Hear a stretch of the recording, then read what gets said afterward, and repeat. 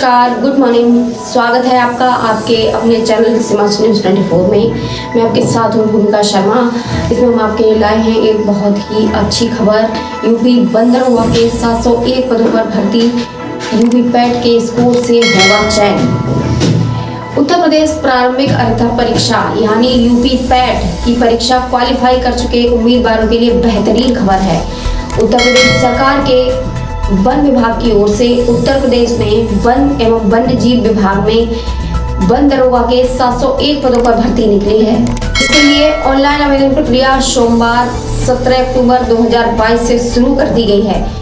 भर्ती एवं चयन प्रक्रिया की जिम्मेदारी उत्तर प्रदेश अधीनस्थ सेवा चयन आयोग के पास है। आयोग ने यूपी वन दरोगा भर्ती 2022 के लिए अधिसूचना 22 सितंबर 2022 को जारी की थी। भर्ती कार्यक्रम के मुताबिक आवेदन प्रक्रिया 17 अक्टूबर से शुरू हो गई है, नवंबर 2022 तक चलेगी। चलिए आपको बताते हैं इसकी आवेदन प्रक्रिया और शैक्षणिक योग्यता क्या रहेगी और कैसे आप आवेदन कर सकते हैं और कैसे आपका चयन हो सकता है। वन दरोगा मुख्य परीक्षा 06 हेतु अभ्यर्थियों के शॉर्ट लिस्टिंग उनके प्रारंभिक अर्हता परीक्षा 2021 यानी पैट 2021 के स्कोर के आधार पर की जाएगी। अतः इस परीक्षा में प्रतिभाग हेतु केवल वही अभ्यर्थी ऑनलाइन आवेदन कर सकते हैं जो प्रारंभिक अर्हता परीक्षा 2021 में सम्मिलित हुए हैं एवं उन्हें आयोग द्वारा स्कोर कार्ड जारी किया गया है। प्रारंभिक अर्हता परीक्षा 2021 में वास्तविक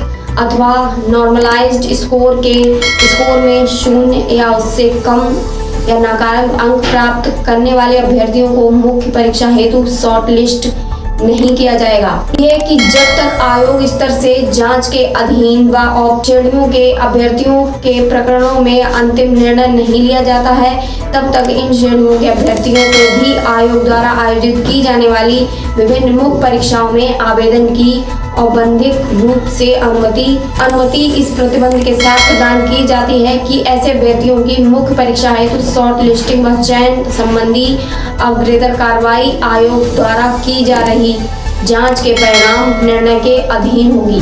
ऑनलाइन आवेदन करने वाले अभ्यर्थियों के लिए आवश्यक सूचना क्या है ये भी जान लीजिए। इसके अंतर्गत आवेदन करने हेतु ऑनलाइन आवेदन प्रणाली लागू है। अन्य किसी माध्यम से प्रेषित आवेदन स्वीकार नहीं किया जाएगा।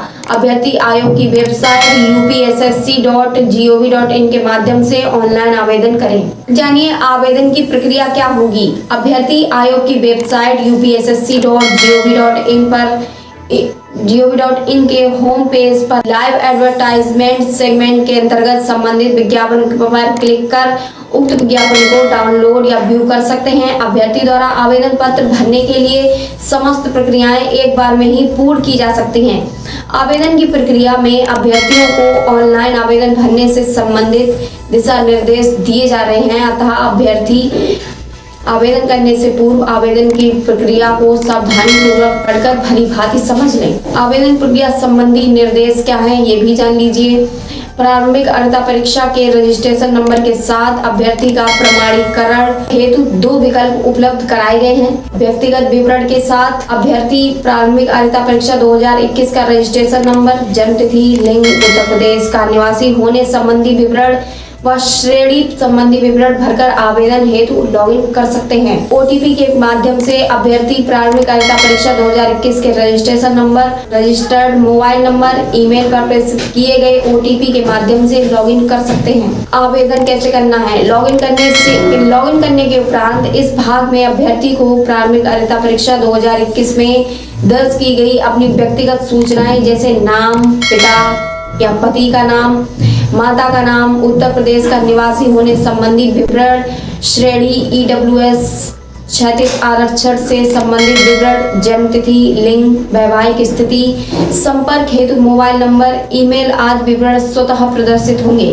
जिन अभ्यर्थियों द्वारा ईडब्ल्यूएस श्रेणी के अंतर्गत आवेदन किया जा रहा है उनके द्वारा आवेदन की अंतिम तिथि से पूर्व निर्गत व आवेदन करने वाले वित्तीय वर्ष अर्थात वित्तीय वर्ष 2022-23 हेतु मान्य ईडब्ल्यूएस प्रमाण पत्र धारित किया जाना अनिवार्य है। इस भाग में अभ्यर्थी में प्रकाशित अनिवार्य अर्हता से संबंधित विवरण भरना होगा। अभ्यर्थी द्वारा शैक्षिक योग्यता धारण करने के संबंध में यस या नो विकल्प का चयन करने के उपरांत वार्ड संख्या, विश्वविद्यालय का नाम, उत्तीर्ण करने का वर्ष, सर्टिफिकेट, रोल नंबर, अर्हता संबंधी प्रमाण पत्र जारी करने की तिथि तथा प्राप्तांक संबंधी विवरण आदि अंकित किया जाना होगा। अभ्यर्थी सावधानी पूर्वक विज्ञापन में प्रकाशित अनिवार्य अर्हता पढ़ने तथा योग्यता धारित करने की स्थिति में ही आवेदन करें। अभ्यर्थी को उपयुक्त सूचनाएं भरने के पश्चात रजिस्ट्रेशन पेज पर नीचे की ओर एंटर वेरिफिकेशन कोड में दिखाए गए वेरिफिकेशन कोड को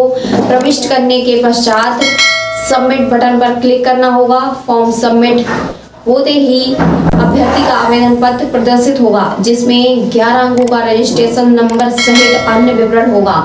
अभ्यर्थी इसकी प्रति मुद्रित अवश्य कर लें, जिसका उपयोग भावी कार्यों हेतु किया जाएगा। फोटो तथा हस्ताक्षर कैसे होने चाहिए ये भी जान लीजिए।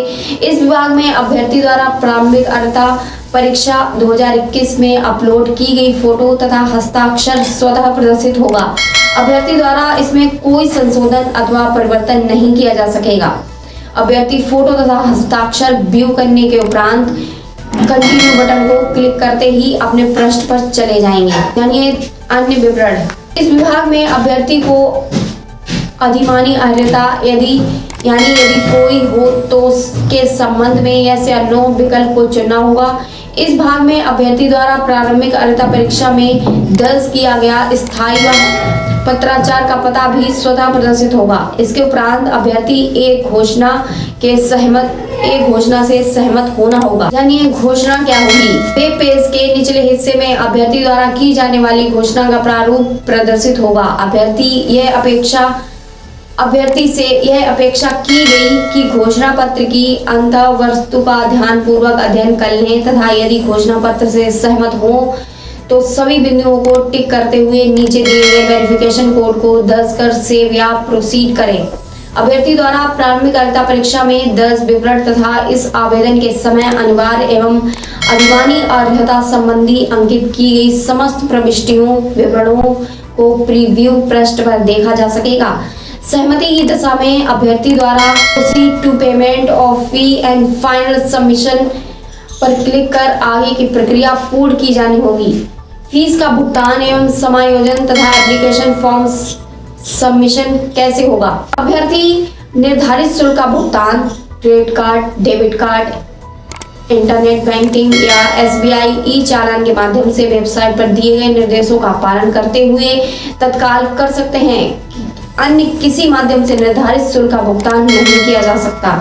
शुल्क का सफल भुगतान होते ही पेमेंट एक्नॉलेजमेंट रिसिप्ट यानी PAR जनरेट होगी, जिसमें पेमेंट का विवरण अंकित होगा। इस पर नीचे की ओर बाईं तरफ प्रिंट बटन को क्लिक कर अभ्यर्थी पेमेंट एक्नॉलेजमेंट रिसिप्ट को प्रिंट कर सकता है। इस पृष्ठ पर दाहिनी तरफ proceed to download and print the application form button को क्लिक कर अभ्यर्थी अपना फॉर्म अंतिम रूप से सबमिट कर सकता है तथा उसका एक प्रिंट आउट भी ले सकता है। यदि अभ्यर्थी द्वारा credit card, debit card, internet banking द्वारा निर्धारित शुल्क का भुगतान किया जा चुका है परंतु शुल्क का समायोजन न हो पाने के कारण अभ्यर्थी अपने आवेदन का प्रिंट आउट नहीं निकाल पा रहे हैं, तो ऐसे अभ्यर्थी होम पेज पर एप्लीकेंट सेगमेंट के अंतर्गत दिए गए link update your transaction ID bye double verification पर क्लिक कर अपने शुल्क का समायोजन अवश्य कर लें। ई चालान के माध्यम से शुल्क का भुगतान करने हेतु अभ्यर्थी को SBI का चालान डाउनलोड कर SBI की किसी भी शाखा में जाकर निर्धारित शुल्क का भुगतान करना होगा। शुल्क का भुगतान करने के बाद अभ्यर्थी द्वारा एप्लीकेंट सेगमेंट के अंतर्गत update your transaction ID bye double verification mode के माध्यम से ई चालान का विवरण भरकर शुल्क का समायोजन किया जाएगा। अभ्यर्थी शुल्क जमा करने की निर्धारित अंतिम तिथि के उपरांत शुल्क जमा नहीं कर पाएंगे और न ही अपना आवेदन अंतिम रूप से सबमिट कर सकेंगे। आवेदन शुल्क क्या है ये भी जान लीजिए। अभ्यर्थी से आवेदन करने के स्तर पर ऑनलाइन आवेदन हेतु मात्र ऑनलाइन प्रक्रिया शुल्क ही लिया जाएगा, जिसके श्रेणीवार विवरण नीचे दी गई तालिका में अंकित है, जो आप हमारी स्क्रीन पर देख सकते हैं। मुख्य परीक्षा हेतु शॉर्ट लिस्टिंग किए जाने की दशा में शॉर्ट लिस्ट किए गए अभ्यर्थी द्वारा मुख्य परीक्षा हेतु परीक्षा शुल्क अलग से देय होगा, जिसका भुगतान मुख्य परीक्षा हेतु प्रवेश पत्र डाउनलोड करने से पूर्व किया जाना होगा। मुख्य परीक्षा हेतु परीक्षा शुल्क का भुगतान केवल मुख्य परीक्षा हेतु शॉर्ट लिस्ट किए गए अभ्यर्थियों द्वारा ही अलग से किया जाना होगा। फॉर्म का प्रिंट आउट कैसे लेना है? अभ्यर्थी से यह अपेक्षा की जाती है कि अपना आवेदन पत्र अंतिम रूप से सबमिट करने के उपरांत उसका प्रिंट आउट एप्लीकेंट सेगमेंट के अंतर्गत दिए गए एप्लीकेंट्स डैशबोर्ड पर जाकर प्रारंभिक अर्हता परीक्षा 2021 रजिस्ट्रेशन के माध्यम से लॉगिन कर अवश्य प्राप्त कर लें। अभ्यर्थी को अभिलेखों की समीक्षा परीक्षण के समय पर फॉर्म की एक प्रति प्रस्तुत करनी होगी। यदि अभ्यर्थी द्वारा निर्धारित शुल्क का भुगतान किया जा चुका है और अभ्यर्थी अपने आवेदन का प्रिंट आउट नहीं ले पा रहे हैं, तो अभ्यर्थी आयोग की वेबसाइट के होम पेज पर जाकर एप्लीकेंट सेगमेंट के अंतर्गत दिए गए link update your transaction ID bye double verification पर क्लिक कर शुल्क समायोजन की अंतिम तिथि से पूर्व अपने शुल्क का समायोजन कर आवेदन पत्र का प्रिंट आउट प्राप्त कर सकते हैं। आवेदन पत्र में क्या संशोधन है? अभ्यर्थी आवेदन शुल्क जमा करने के उपरांत ही अपने आवेदन पत्र में संशोधन कर सकते हैं। इसके लिए अभ्यर्थी को वेबसाइट के मुख्य पृष्ठ पर एप्लीकेंट सेगमेंट के अंतर्गत दिए गए एप्लीकेंट्स डैशबोर्ड पर जाकर प्रारंभिक अर्हता परीक्षा 2021 के रजिस्ट्रेशन के माध्यम से लॉगिन करना होगा। लॉगिन पर वेरिफिकेशन कोड दर्ज करना होगा। इसके उपरांत अभ्यर्थी के registration mobile number, email ID, एक ओटीपी जाएगा। इस ओटीपी को सबमिट करने पर अभ्यर्थी का भरा हुआ फॉर्म प्रदर्शित होगा। अभ्यर्थी अपने आवेदन पत्र में निम्नलिखित विवरणों को ही संशोधित किया जा सकता है। उक्त के अतिरिक्त अभ्यर्थी को आवेदन में किसी अन्य विवरण को संशोधित करने की अनुमति नहीं दी जाएगी। पहला, नाम में वर्तनी की गलती, पिता या पति के नाम में वर्तनी की गलती, पत्राचार का पता, अन्य व्यक्तिगत विवरण जैसे ईडब्ल्यूएस एवं क्षैतिज आरक्षण की श्रेणी, खिलाड़ी आदि, जाति की श्रेणी, अन्य पिछड़ा वर्ग, लिंग, आवेदन के अनिवार्य अधिमानी अर्हता संबंधी दर्ज किया गया विवरण।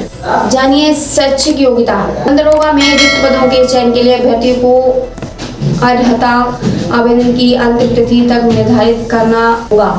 अनिवार्य अर्हता। दरोगा के पद पर सीधी भर्ती हेतु किसी अभ्यर्थी के लिए भारत में विधि द्वारा स्थापित विश्वविद्यालय से गणित, भौतिक विज्ञान, रसायन विज्ञान, वनस्पति विज्ञान, जंतु विज्ञान, वानिकी, भूगर्भ विज्ञान, कृषि, सांख्यिकी, पर्यावरण विज्ञान से 2 या 2 अधिक विषय के साथ स्नातक उपाधि अथवा अभियांत्रिक में स्नातक उपाधि या पशु चिकित्सा विज्ञान में स्नातक उपाधि धारित करना या सरकार द्वारा मान्यता प्राप्त उसके समकक्ष अर्हता धारित करना आवश्यक है। अधिमानी अर्हता। अन्य बातों के समान होने पर ऐसे अभ्यर्थी को सीधी भर्ती के मामले में अधिमान दिया जाएगा जिसने प्रादेशिक सेना में न्यूनतम 2 वर्ष की अवधि तक सेवा की हो या राष्ट्रीय कैडेट कोर का बी प्रमाण पत्र प्राप्त किया हो। तो आपको ये जानकारी कैसी लगी हमें कमेंट बॉक्स में जरूर बताएं और इससे जुड़ी और जानकारी पाने के लिए हमारे चैनल को सब्सक्राइब करें और बेल आइकन प्रेस करना ना भूलें।